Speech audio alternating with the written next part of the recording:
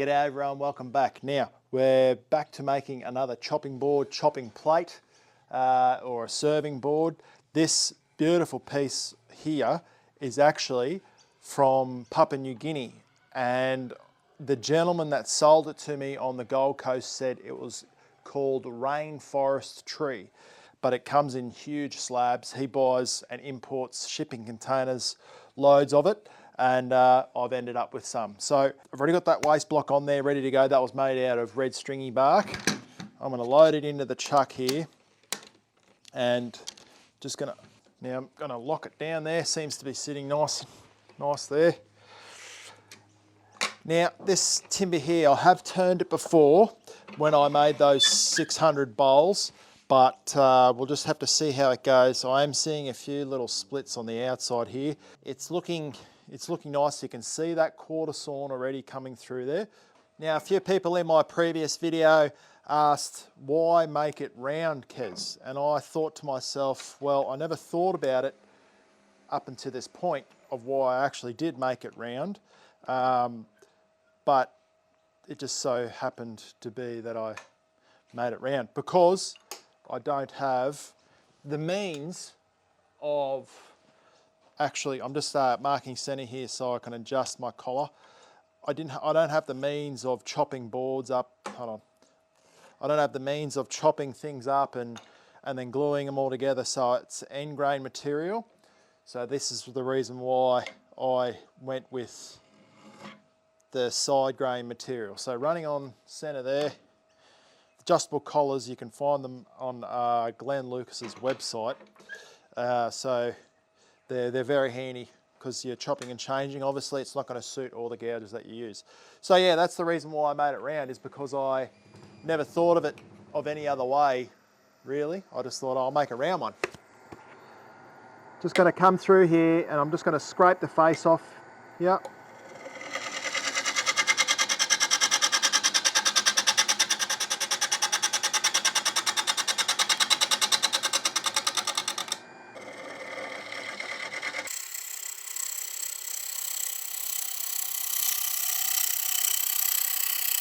Cool. Oh, you can see how pretty that's going to look. I'll come and fix that up in a second. I just want to, it's going to come back this way.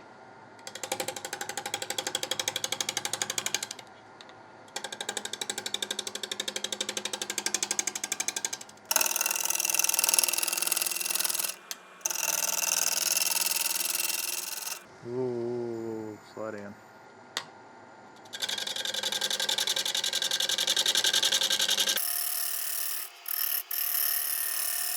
See if it's running true, and it's not. A bit more.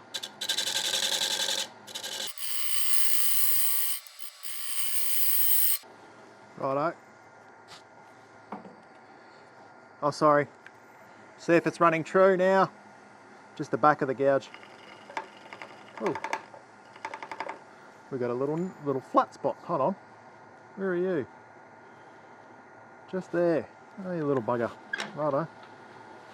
Get rid of that. Sort that out. There we go.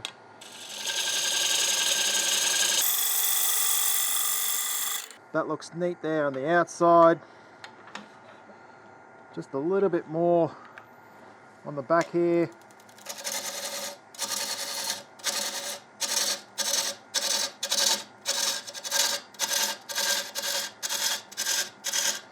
Pretty good on in the middle there.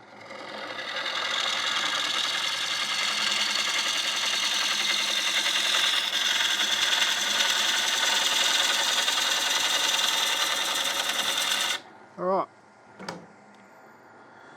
Now, first things first is what I need to do. Oh, look at that. It's just like this chocolate quarter sawn material running through that. It's just going to look beautiful as a little chopping board. It's gonna be a lot lighter than the tallow wood, but it'll still, look at that, it'll still be stunning. I love it when I turn it and I can see in the camera when it does that. It's real pretty, that quarter sawn. It's a little bit hypnotic, as they would say. Now, foot. So the sequence of events is I need to mark up where I want the foot to be because I'm going to do the same thing where I make it run out like I did in the previous video a little while back, where I had the edges running at that like 45. Some people in the comments on the previous video said I am no drawer, and I am not. I think I didn't even get my pen license when I was at school, so I think that says enough. Just with this 16mm gouge. Now I'm just going to come back in here now and create that detail.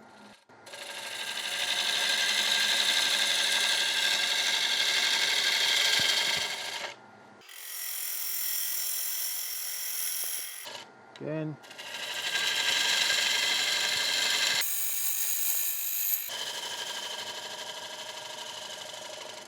And I wanted the side, I don't think I mentioned it, but I wanted where the flat bit would be, I said here. That's where I want to go to. So this will pretty much be our last little cut here. And you can see how you can get your fingers around that, like I said in the previous video. It's the same design. Little GL5.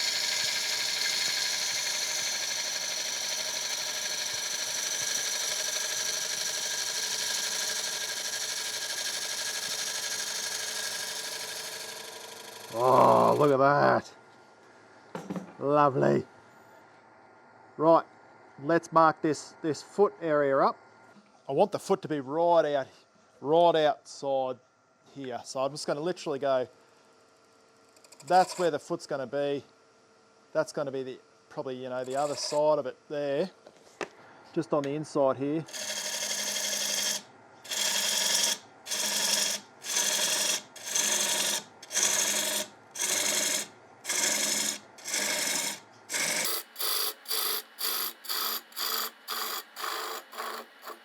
Bit angry.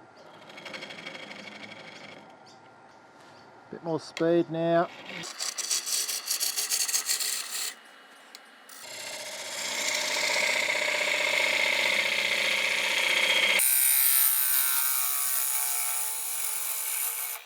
So one way of checking that you've got the feet right and set so that it won't rock around on the table is simply just get your ruler and then make sure you have daylight coming through underneath between the piece and the ruler just on this edge here, as you can see.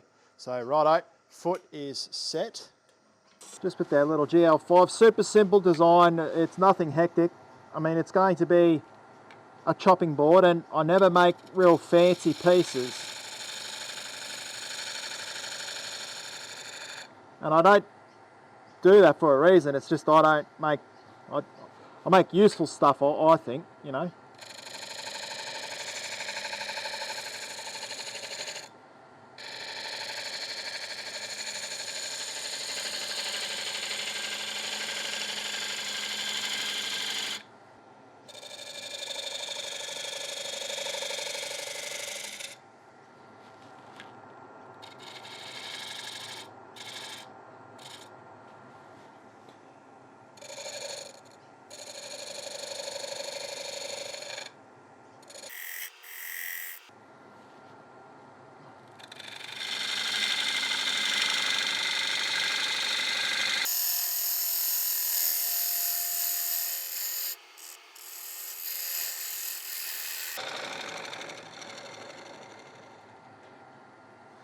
I just had a really cool thought. So you know how you have little chopping boards and you put like your chips and stuff around the side, but then you have a center for where you put your dip? I reckon, because I reckon one of my chucks here would be the same size as the base of a dip container. Right up. Let's mark this up.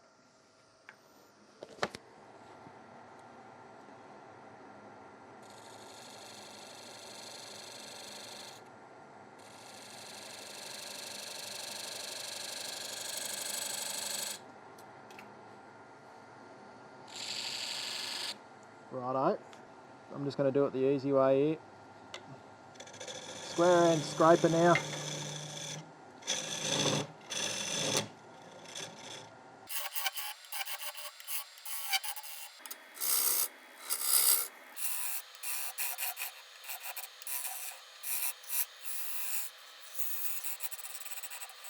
So that way the dip container can sort of sit in there, you know what I mean?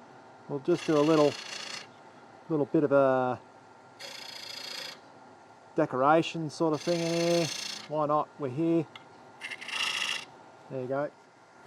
Snazz it up a bit, Kez, you reckon? Oh, mate. Will you behave yourself? Roll that edge there so it looks like it was meant to be there. Come back here, there's this little thing here, it's annoying me. Where's my pencil going now? Oh mate, honestly, I've got one on a magnet, here it is. Magnets, how good are they? I've got this little thing here. I'm not too sure what to do with it, but it is annoying me, so you know what? We've got the square end scraper out. Let's just drop him in there, sort him out.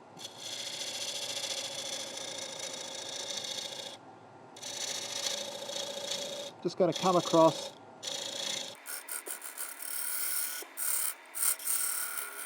Just so the chips don't come out. Let's have a look. Now before I go to sanding, making sure I've got no, that's a bit ugly. That would have been the square end scraper. Alright, let's go back. Turn the speed of the lathe down a bit till we get that nice happy medium where the bed, you can put your hand on the bed and it's not, if it's not rocking around, you know, you got a good speed. Come back here. We're just going to cut back those end grain fibres.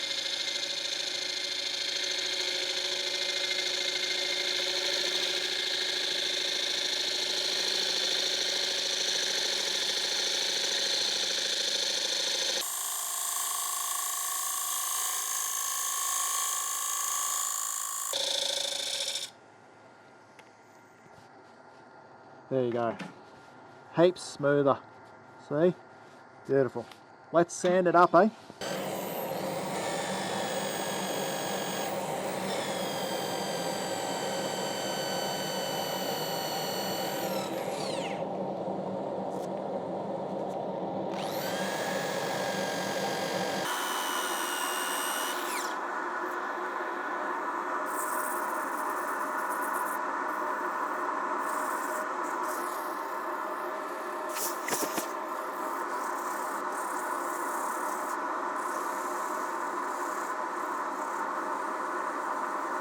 Alrighty, so we're going to brand this now. I'm just going to make some lines. Just helps me zero in when I need to brand it up. Brand this up now. Just going to come back.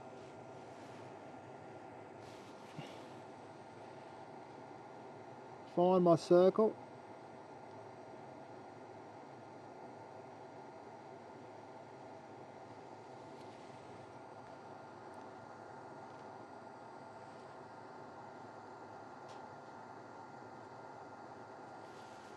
There we go. Pure tung oil from Woodcut Tools.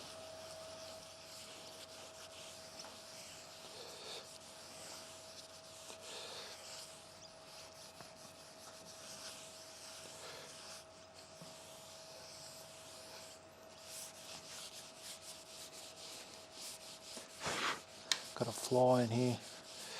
That grain, I'm telling you now, is just stunning.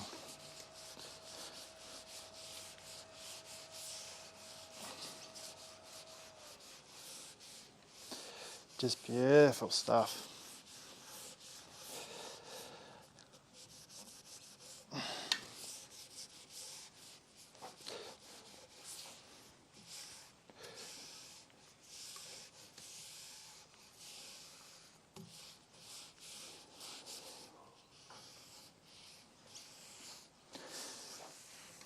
Have a look at that. Beautiful. 400 grit, wet and dry sandpaper. And for anyone wondering, they can't hear my respirator. I am wearing, I'm wearing safety glasses, but they're sunglasses. Oh, this is cool. Oh, Keza.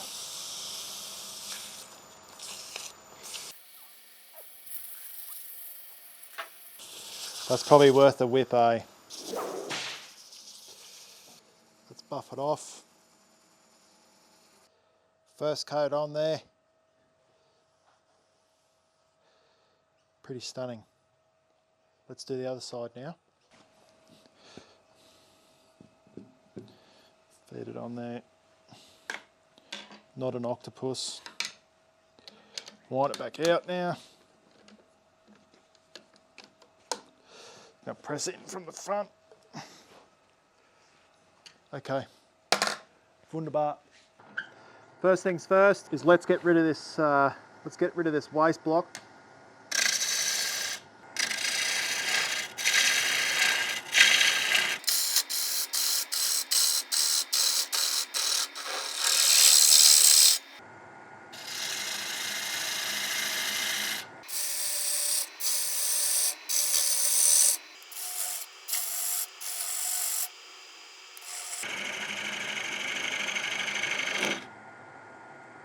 There it is.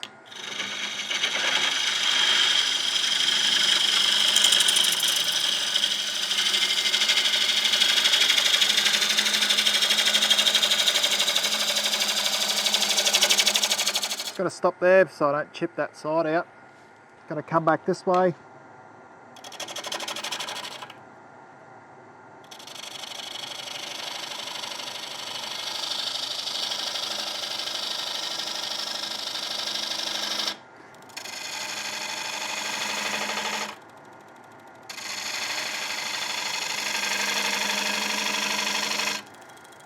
See how that looks.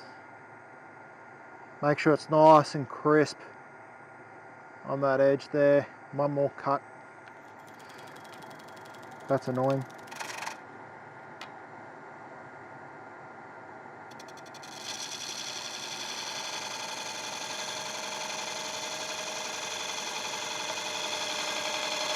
Right. Nice and crisp. Oh, crispy. What's that there? You're joking. One more little... I'm losing height here now.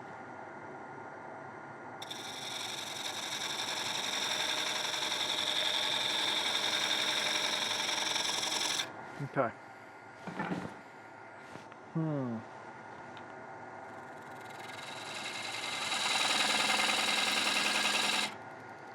We'll just make it all one height. Yeah, no. Let's make it all one height.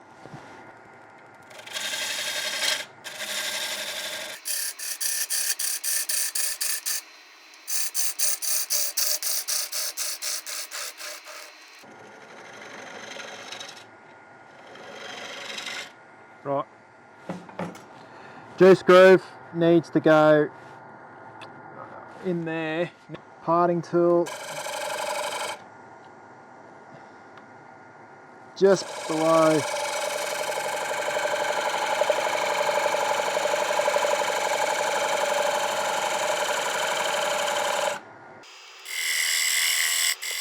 You want to be able to get in there and wipe it out. So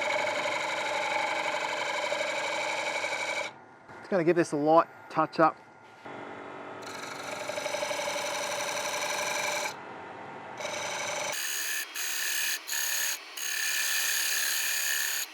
Just want to make it easier to clean so you can really get a cloth in there and wipe it around. That's my thinking. The side is lower than the main section because you don't want to clip your knife on the edge. Now to make sure it's super flat, just going to do the old step through with the square end. Give it a light little hone here.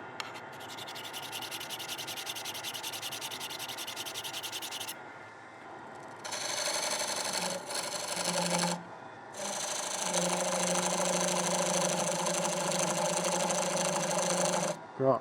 Same thing I said in that previous video. Pushing it down until that right side marries up with the left. Ready? There.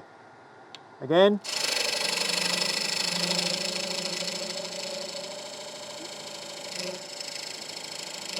There.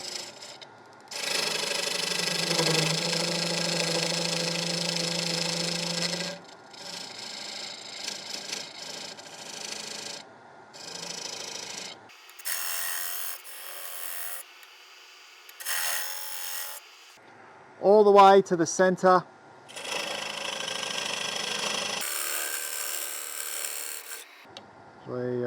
Settle down.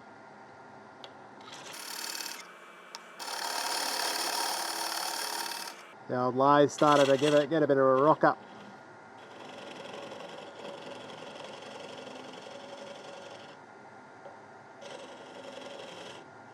Alrighty, so moving the camera around all the time, I'm telling you. That's what takes these videos so long to make. So now, just to check, make sure I've got no daylight now. Now, I don't want any daylight. I want it to be all one consistent little height all the way across, which we have. So now all we have to do is set up for sanding, sand this down, and put some finish on it.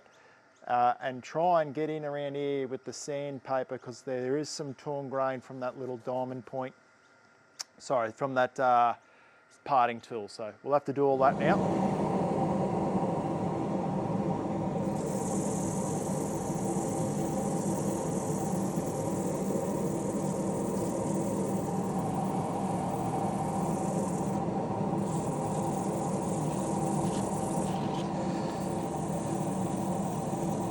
Apologies about speeding through the sanding, but as you can imagine, it's just like sanding a platter apart from that juice groove. So I just wanted to capture that juice groove in the sanding.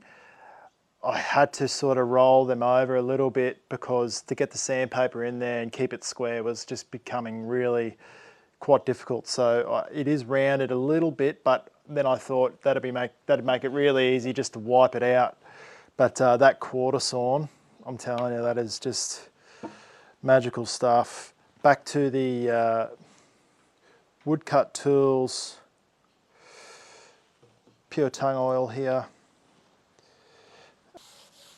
It's hard to imagine from a lump of wood that you get something so pretty inside, you know. It's just Mother Nature just working her magic there for us. Have a look at that. Just stunning, eh? Beautiful piece of timber. 400 grit.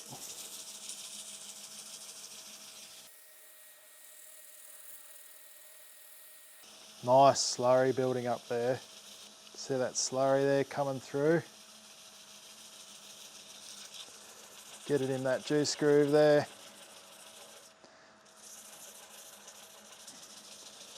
On the side. That side is lower than the actual centerpiece as well.